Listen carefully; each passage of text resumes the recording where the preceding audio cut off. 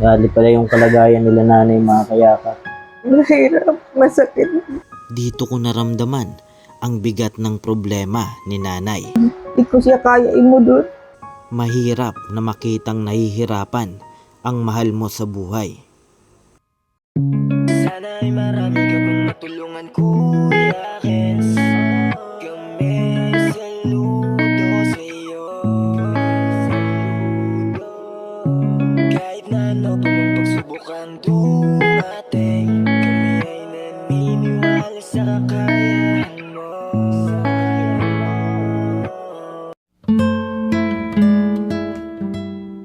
We are Kayakap Fam. Be one of us.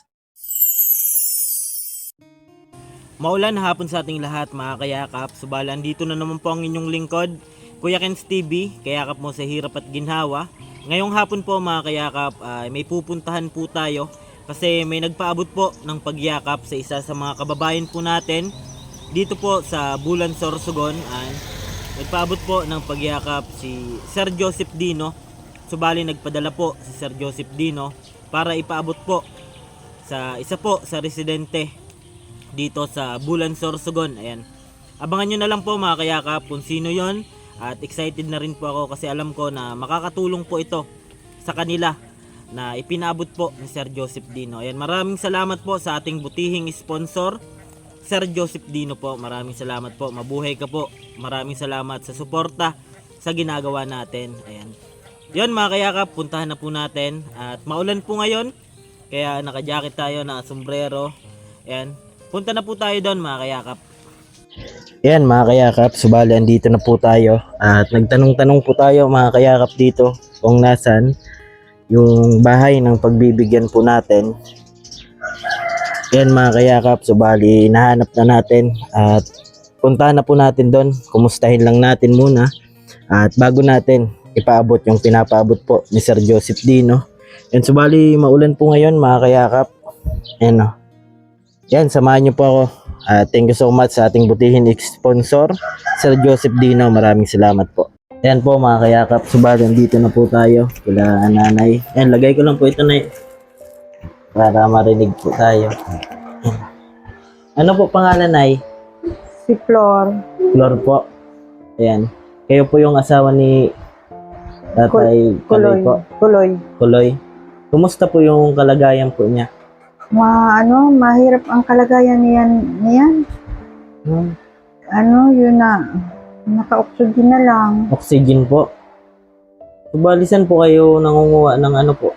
Financial. Opo. Yun, naghihingi ng Tulong.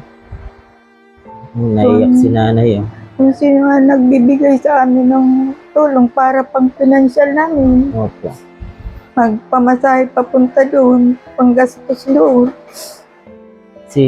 Nandito pa ako, Nay, para kumustahin po si tatay kung kumusta na po yung ano niya. Sitwasyon niya. Opo, ang kalagayan po. Nahirapan siya ngayon huminga. Nahirapan po. Naka-oxygen. Tapos di na nagkakaon. Nakaigda na lang. Tapos pag kaka-istorya hindi na siya Hindi na po nakakausap. Pero naririnig naman po niya. Grabe po Gali pala yung kalagayan nila nanay mga kayakap. Mahirap, masakit. Ba't ano po yung sinimulan ko ng sakit niya, Nay? Una, nagbaba ang hemoglobin niya. Tapos, pag in-repair kami sa Tancholing. Opo. Tapos sabi,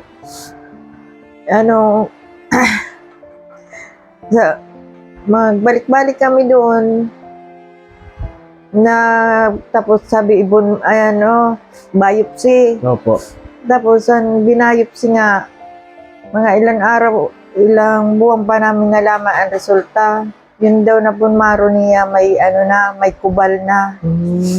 Tapos sabi may balik-balik siya na follow up check up. Tapos nabasa na yun sa doktor na biopsy niya. Opo. Ang bulong na halaga sa 1 month, bali 60,000. 1 month lang po yun. Opo. Grabe po pala, no? Kaya, ngayon, ano naman, naghingi naman kami ng tulong sa iba. Nakabili kami ng sa 1 month. Opo. Nabili niyo na po. Nabili mi naman, pero yun naman niya, may nahintuan. Tapos, Dapat po, maintenance na po yun. tapos nagpunta naman sa PCSO. Yun, nakabili naman kami ng isa pa naman. Tapos Opo. yun naman, nagkaroon naman siya ng komplikasyon sa baga. So Yun bali, na. iba pa po yun sa bone marrow po. Tapos ngayon, iba na naman po. Yun, ang nakaano na sa kanya, yung komplikasyon sa baga. Doon po siya nahihirapan. Doon na siya. Nakakakain pa naman po. Di na. Di na po. Nakapampers na lang siya, nakahilata na. Sa ngayon po, sino po yung nandun? Yung anak ko si Jeric, tapos yung asawa ni Jessica, si Kim. Sila Yan. po yung nag-aasikaso Oo. doon. Pero hali ako dito sa kahapon, hindi ko siya kaya imo doon. Hindi Kaya hindi ako mas dito ko na lang po yung gusto mo. Na, Mahirap po kapag nakikita yung mahal sa buhay po, ano? mahirap. Nahihirapan. Parang minuto, nawawala yung nababawasan yung energy mo habang Opo. nakikita mo yung asawa mo. Nahihirapan. Subali po, may ano po dito, ano, Nay? Yung No, oxygen. oxygen. Nung dito siya, Opo. nag-oxygen. Nung nandito po si tatay, nag-oxygen na po siya. Oo, pero nandito siya lakad pa, napunta Opo. pa dun sa CR pag nag-iihi, nagpupupo, Nakagalaw-galaw pa po. galaw-galaw pa siya. Pero nung pitsaon siya, nagpunta kami doon pumunta na sila dun sa Legazpi. Ay, sa Legazpi na po siya? Mga BRTTH, Opo. mga 1 week pa naman siya doon. Okay pa, nakakausap pa siya, tayo, upo, higa, tapos kumakain. Tapos nung nung Martes yata yun, hindi na siya na kausap, tapos parang wala na, hindi na siya kumakain. Grabe po, ano? Grabe, Parang hirap po tingnan pag ganun po, ano? mahirap. Yung sitwasyon. Naiyak si nanay. Kung sakali po, Nay, na may makapanood nito, ano po yung panawagan niyo po sa mga natin? Kasi ako po, gusto ko lang maging daan kung sakali may magpaabot ng tulong po para po sa inyo. Ano po yung gusto niyo pong tulong? Ang una-una, hinihingi ko sa kanila ang tulong. Ipagdasal ang asawa ko na siya yun na Maling agad po, ano? pa siya, bigyan pa ng halawig na buhay, na makasama mo pa siya. Dahil sa kalagayan niya ngayon, ako kasi nakaratay na lang siya. Hindi na makausap. Opo. Pero ano pa naman po siya, di na po makagalaw. Higa na lang po. Nakausap. Bali, saan po kumukuha ng sa, halimbawa, di na po siya kumakain. Sa swero na lang po. Swero na lang. Tapos yung pagkain niya, na lang yung inaano sa ugat, gatas. Bakit po? Dextrose kasi hindi na siya makalunok ng pagkain. Hindi na, Pampalakas po niya yon. Oo. Nung po, nung dinala niyo po siya doon, pa man, nakagalaw pa naman po. Kumakain pa. Nung nandun na parang humina na po siya. Pero, nagsimula yun ang sakit niya. Nung nagpapagamot kami, June pa, balik-balik sa doktor. Opo. Hanggang sa salin-salin, malakas siya. Simula nun June hanggang ngayon. Noon pa, na June hanggang mga, malakas pa siya nung nakaraang buwan lang. Opo. Kasi pag nasasalinan siya ng dugo, malakas siya. Tapos pag, mababa naman yung dugo niya, pupunta Nahina naman po. Mahina naman, salina naman. Kaya umaasa kami sana na magiging okay siya habang tumatagal na. Ang akala ko, magiging malakas siya habang tumatagal. Yung pala, tumatagal, naghina siya. Siguro kasi hindi na siya masyado nakalakad-lakad po, ano? Kasi dito kahit pa paano naka-exercise po siya. Yun nga. Ilang araw na po yun doon, si tatay? Nung 11 sila umalis. March 11 po? Opo. Hanggang ngayon po, ano? Kayo po, nagpunta din po kayo nun? Oo, nagpunta ako doon. Ako nagbantay ng isang araw. Mga 3 araw lang ako. Sabi ko sa anak ko, uuwi na muna ako. Di ko kaya. Hindi ko kaya makita na gano'n ang mister ko. Nakaratay na Masakit lang po, na masakit sa kalbumbang na kinakausap mo siya na hindi ka naman lang Hindi naimik po. hindi na titingnan ka lang. Tapos, parang masakit na. Hindi ka katulad na dati na nagkikwentuhan kayo. Opo. Ngayon- Namiss niyo po yun na ano, Ngayon, hindi na siya nagkikwento na kaya na hanggang lang. tingin na lang po siya. Tapos, Grabe pag po, ano? kakausapin mo, ilalapit mo yung bibig mo sa tainga. Minsan, maano lang siya, ganun lang ang sagot niya. Humina po lahat, ano? Sa katawan, bumagsak. Yung katawan po niya, pumayat din po siya. Payat na payat. Kasi dati po hindi naman. Dati, hindi naman. Medyo may laman pa yung katawan niya. Opo. Pero sa ngayon, balat buto na lang siya. Grabe po. Hindi mo na makilala na siya. Isa noon. Grabe po pala yung Grabe na. kalagayan po, ano, Opo. nanay? Grabe. Tapos may nakita pang ibang komplikasyon po, ano? Yun sa baga niya. Yan Dati naman po, wala naman po siya sinasabi nung malakas pa siya na may nararamdaman po siya. Wala naman, nung dati, napapansin niya sa kanya na parang nagpapayat, nagpuputla. Sabi ko sa kanya, magpa-doktor ka kasi parang namamayat ka tapos Opo. parang namamutla ka. I-check up po. Ang sagot niya, wala naman ako naramdaman, malakas naman ako kumain, natutulog naman ako. Sabi niya. Pero sabi niya, bakit ako pumapayat? Opo. Yun nga, nung dumating na yun na talagang umano na yung sakit niya, nung June lang nagsimula. Opo. Yun na-detect na nga na sa bone marrow ang sakit niya. Grabe, ano? Hanggang sa humina na po. Ngayon po, ano na lang, parang gamot-gamot na lang yung para lumakas pa po siya. Grabe, yung pagkain pala sa ano na lang pinapadaan. Sa swiro. Opo. Puro na lang nakaswiro. Ano niya, antibiotic, swiro, paracetamol, tapos naka-oxygen. Yun na lang yung ano niya, Yun na lang ang ano niya ngayon. papalakas sa kanya. Bali, yung contact niyo po, yung anak niyo pong isa, ay nandun po ngayon. At saka yung manugang ko. Ano daw po yung yung update po? Nag-update po sila kung may pagbabago po sa ni tatay. Wala pa. Nag-update sila, ganun pa rin daw. Nung dinala, ganun pa din po. Grabe, hirap pati ng may sakit sa pamilya po, Ano po. At lalo na siya ang padre di pamilya namin. Opo. Mahirap.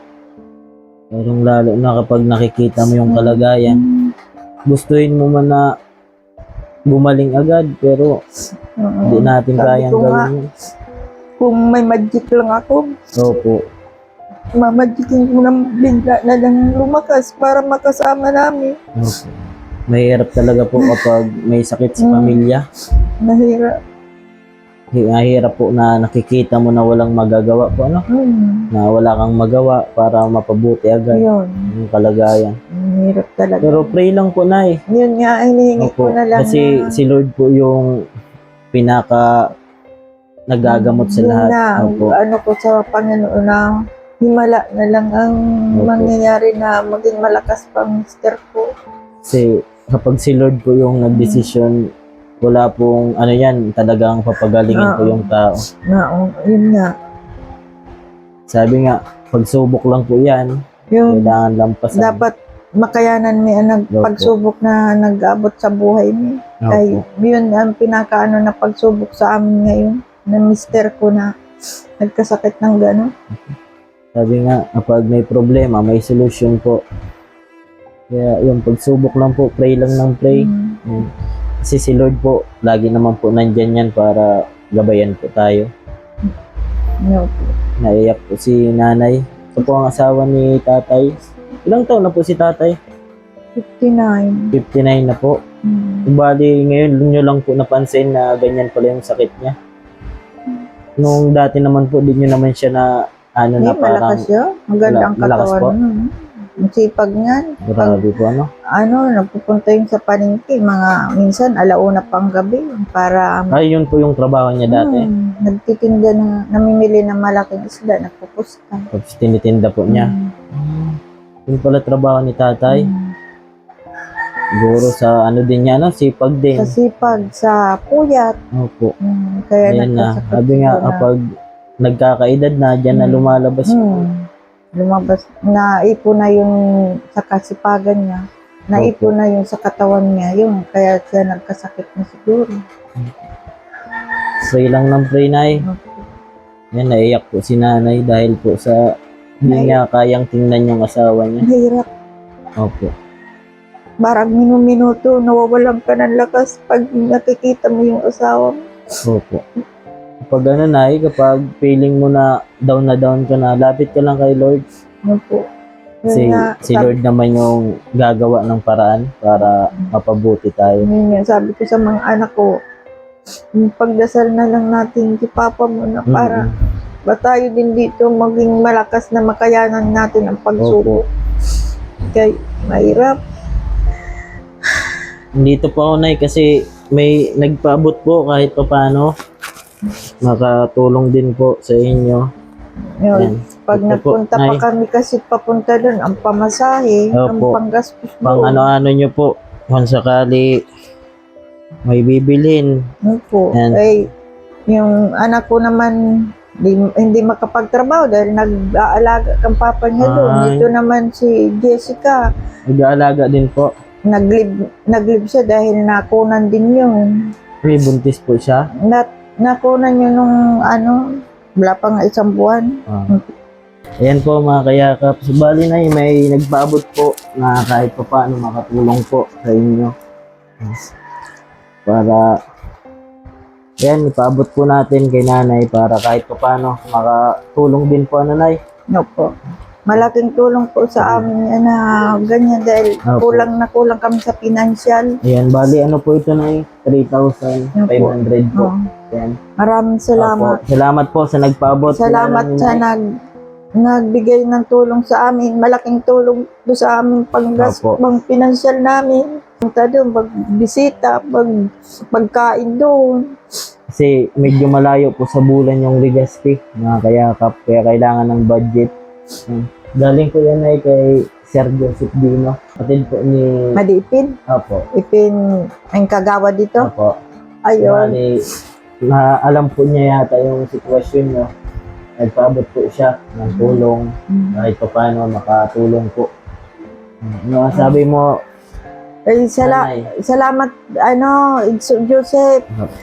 Ayan. Malaking tulong to sa, kay mister ko. Opo. Kasi kinakapatid namin niya si, yung papa niya. Opo. Parang tatay mi na rin noon dito kasi ninong namin sa kasal. Yun, naging tatay-tatayan namin. Opo. Opo.